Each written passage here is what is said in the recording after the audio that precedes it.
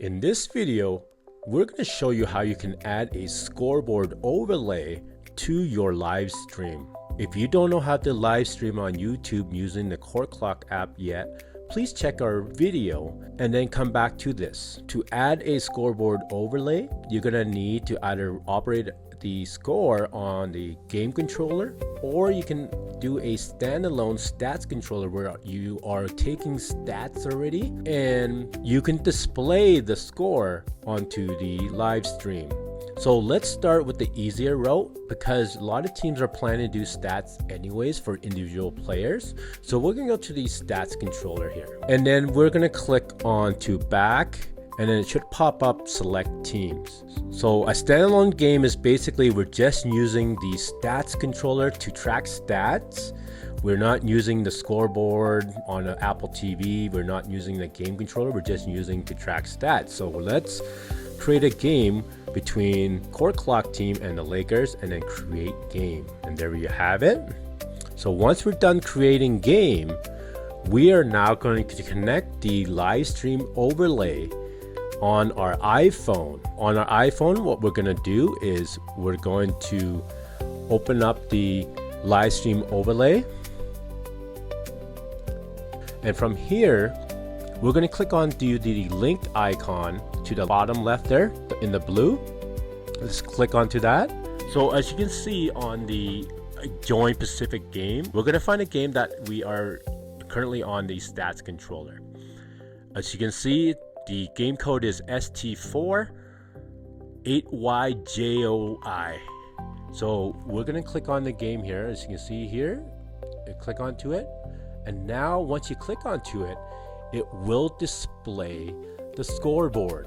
Nice and easy. And just say you're going to a game and the organizer or the team is using CourtClok as their scoreboard, you can actually enter the game code, the fan code, and you will get the scoreboard. It will display on yours, so you don't even have to touch that. But if you're operating on your own, you will need to operate and use a stats controller or game controller to control it. And in our future updates, we'll be able to control with your iWatch. So let's click on done. And as you can see, it is now connected. So right now, the time, and because we're just taking stats for individual players, we're not controlling the time, the game clock, or the shot clock, but we are controlling the stats. So if I add 2 points to CourtClok and then a player collects it, it should show 2. As you can see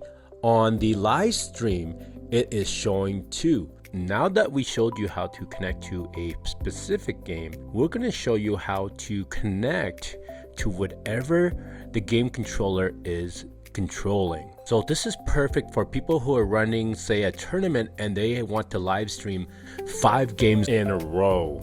And this is a good option for you because you don't have to go and change the game, select a specific game. You basically just press live stream and you're good to go. So the first thing we're going to do is we're going to go to the game controller, click on connection manager, and then we're going to click on the add button.